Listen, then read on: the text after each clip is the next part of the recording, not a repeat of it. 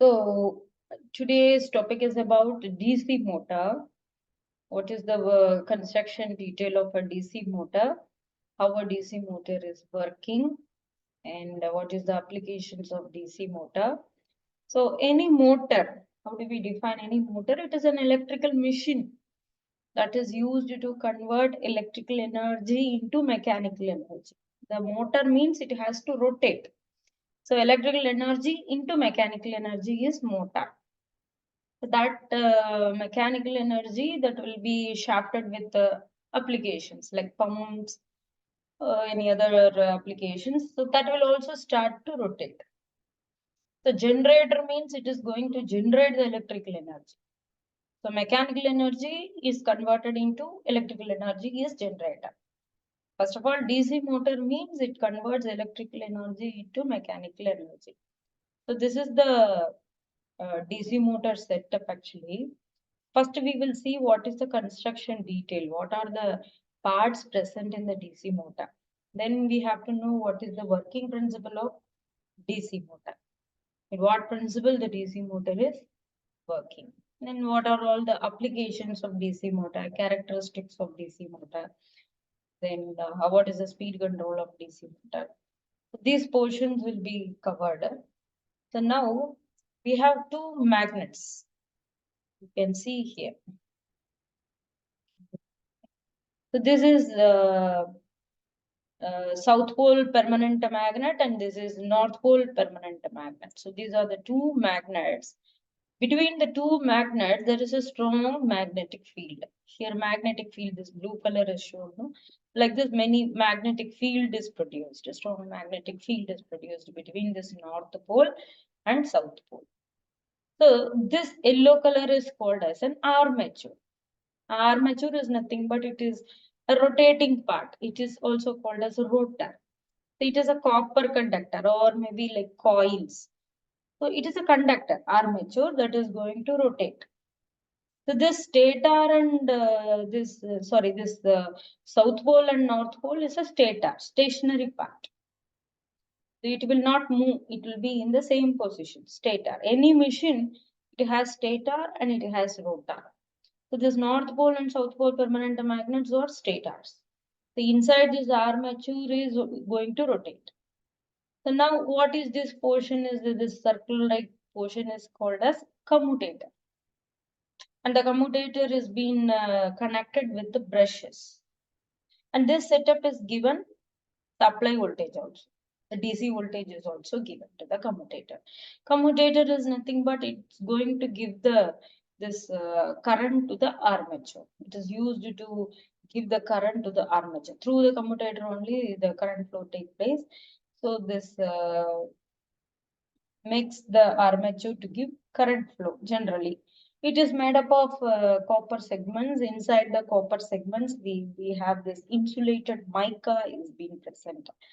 The construction detail I'm saying, how the commutator is made up of. It is made up of copper, it's a rotary switch, and it's also called as a rotary switch, and it gives the alternating torque into unidirectional current. So that is the importance of this commutator. Next, about the brush is connected with this commutator. That is also helps to give the current through the armature. Now, I will show the slide so that we can see the how it is working. We'll erase this, whatever is written here. Erase this, close this.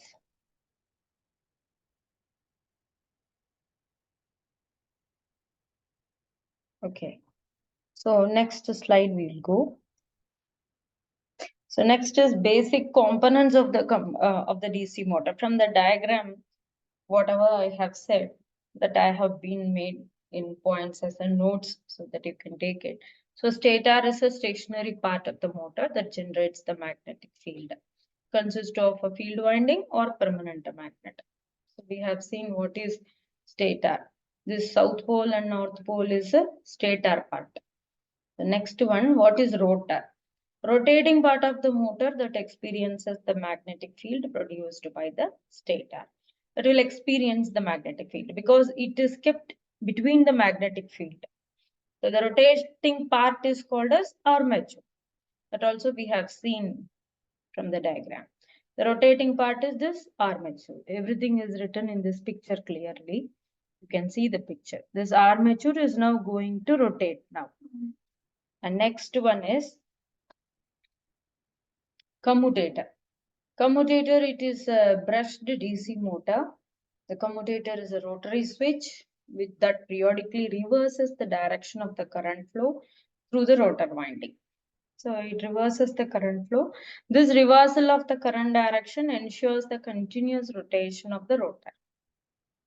So it has to continuously rotate the rotor. So the current carrying rotor should be rotated. So that is principle is done by this commutator. The reversal of the current direction ensures the continuous rotation of the rotor. There is no reverse direction. So there should be a proper rotating direction. So that is made up of copper segment insulated from mica. This is also we have seen. And what is brushes? This is a conductive component that is contact with the commutator. It is used to allow the flow of current to the rotor winding. So this is the construction part of the DC motor. And one more is this whole setup is kept in yoke. So there will be a cylindrical structure outside like this in circle. So that is called as a yoke. Yoke is nothing but that is a protecting device that is used to protect the machine, that is used to protect the armature and as well as your stator part. The outer surface, which is used by cast iron, strong material. So that is will be at the outer surface because we cannot see the machine like this. No, bigger machines will have a protecting area that will be around this. So there will be a yoke. We will see the definition for that also. So here it is. The yoke is the outer cover which provides the structural strength of the motor by acting as a frame. It is a frame, outer surface.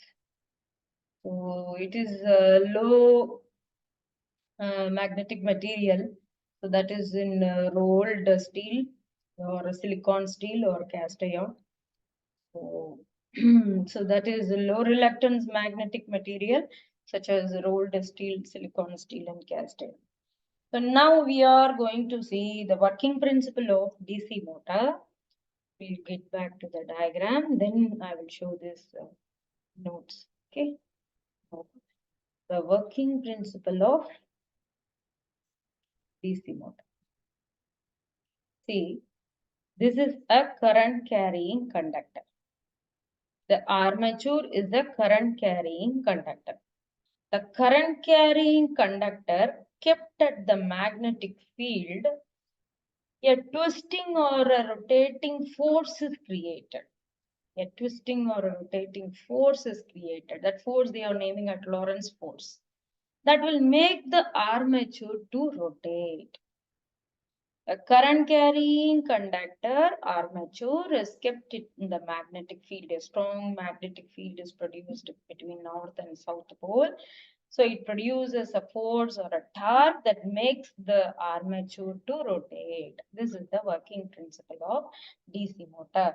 Electrical energy is given and that is converted into mechanical energy. So its work is done. So mechanical energy is converted, the armature starts to rotate. So that's the first principle, how the DC motor is working. Now we will see the notes for it. The basic working principle of DC motor is that whenever a current carrying conductor is placed in the magnetic field, it experiences a force. So that force is called Lorentz force. So that is responsible for the rotation. So that makes the armature to rotate. The armature is a rotating part. We all know armature is a rotor part. Is a rotating part of the motor that is made up of coils of wire. When current flow through these coils, they create a magnetic field that interacts with the magnetic field of a permanent magnet or electromagnet that are also part of the motor. This interaction creates a force and causes the armature to rotate. The rotation of the armature is transferred to the, so this shaft, the output of the motor is shafted to do some work, such as it can be connected to a pump or a fan or any other machine for some application. Now the rotor starts to rotate. That will be shafted, means that will be connected with one pump or fan that is used to rotate. So this is a simple principle, working principle of the DC motor. Now we have to know how to give the direction for that armature. How to find the direction. See, now the conductor is moving in this way. So here it is written direction of force. So the conductor is moving in this way. And your magnetic field, it is from north to south pole. So it is north to south pole. It is in this direction. And the flow of current is in this direction. The current which is flowing is in this direction. Right? Now, how to define this direction of the armature, direction of the force is by Fleming's left-hand rule. The DC motor is being direction is being defined by Fleming's left-hand rule. So we must use our left hand. So by using the left hand, from the picture you can see the left hand. In the left hand, the thumb finger shows the direction of the force. So how the force is moving. This is the way the force is moving, the torque is moving. And how the magnetic field is moving. The magnetic field is moving by the forefinger. The forefinger shows how the magnetic field is moving. And the middle finger shows what is the direction of the current. So to find out the direction of different components of magnetic field, direction of the current, direction of the force, we are using a law that is Fleming's left hand rule.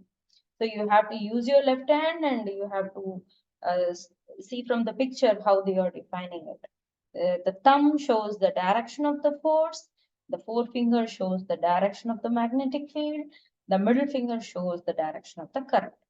The DC motor is having lot of law. So first law, when the current carrying conductor kept at a magnetic field, a twisting turning force is created that makes the armature to rotate. Second one, Fleming's left hand rule to find out the direction of the rotation or direction of the force, we can say. So that is Fleming's left hand rule. So after that, what will happen? Now the working of DC motor is done. It starts to rotate. It can be coupled or shafted with any other application, pump we can connect or fan we can connect, and we can make the pump to rotate. Pump has to be in rotation. So how to make it rotate? We'll connect one rotor. We'll connect one DC motor, and we will make them to rotate. Now the next one is called back EMF. This is more important. So back EMF is also called as counter EMF. It is also called a counter EMF. It is also sometimes called as unwanted EMF because the topic we are studying is motor. Motor has to do the mechanical work. Why it is generating this EMF? EMF is nothing but electromotive force. So that is a voltage. So why it is producing this EMF? So that is why it is called as back EMF or counter EMF, which is not required for the motor. But why it is happening? So that is the case. We have to know. Again, getting back to the diagram. Now what happens? This armature rotates. Electrical energy, that is the current carrying conductor, is kept at the magnetic field. So it starts to rotate. Principle is done. When it starts to rotate, it cuts the magnetic field. Keep on cuts the magnetic field. And according to the Faraday's laws of electromagnetic induction, an EMF is induced in the conductor. That is very dangerous. EMF is produced in the conductor. So that is not required. But since this armature is continuously rotating and cutting the magnetic field, according to the Faraday's laws of electromagnetic induction, it produces an EMF. An EMF is induced in the conductor. So that EMF is called as a counter EMF or back EMF. Why? it disturbs the rotation of the DC motor. Since it is called as a back EMF, it opposes the armature current. That law is called as a Lenz's law. The induced EMF start to oppose the armature current itself, source itself. It opposes the source itself. What will happen? The speed of the motor starts to reduce. Initially, DC motor speed is very high. We have a line that DC series motor never should be started without load. That is condition. You should never start the DC series motor without load because its speed is high. So after some time, because of this unwanted counter EMF back EMF starts to oppose the armature current, that law is called as Lenz's law. So from this we can understand.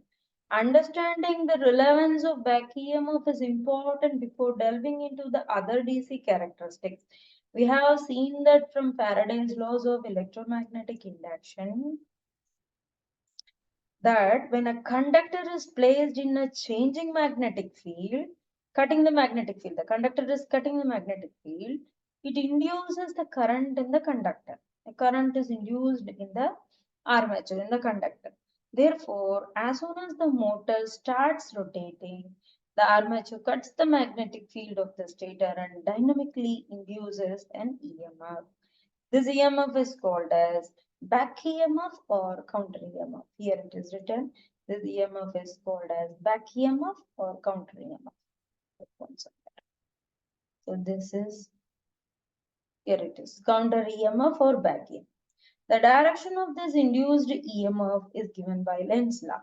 And when it is opposes the armature current. So this EMF will opposes the source itself, armature current itself. So the back EMF equation is given here. P flux Zn divided by 60 into A. This is the formula for back EMF. Equation for back EMF. So using this equation, we have to solve some problems in DC. So what is P? P is number of poles. How many poles are present in the DC motor? 2 pole, 4 pole. How many poles are present in the DC motor? And this is flux. So magnetic flux per pole. And what is Z? Z is the total conductor in the armature. How many armature conductors are placed? So total conductor. And what is N? N is the speed of the armature. What speed the armature is running? The RPM. So that is called as the N. A is a constant. It's a normal number of parallel paths through the armature. So that is the path of the armature. So that is called A. Many constants are there. 60 is a constant. A is a constant. Number of poles. We cannot dismantle and mandle the motor and change the number of poles. This is also constant. Conductor is constant. And this P is also, number of poles is also constant. Pole is constant. And N, speed can be varied. So what is speed? From this equation, we have to find out what is speed. Flux can be varied. Conductor, number of poles, number of parallel paths, everything is constant. So we have to find out what is the speed of the DC motor from this equation. So I think up to this you have understood. Next we will see what is the speed control and what is the other characteristics of DC motor. So once again we'll get back and we'll see a short summarize about the DC motor. First we will erase this.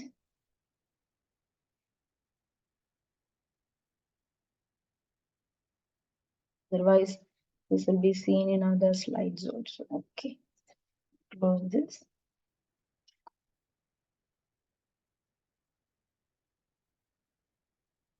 So the DC motor means it converts electrical energy into mechanical energy. Electrical energy supply is given. So this electrical supply is given to the armature, a conductor, a copper conductor. So how it is given? It is given through the brushes and the commutator segment. This is used to give the signal, supply to this armature.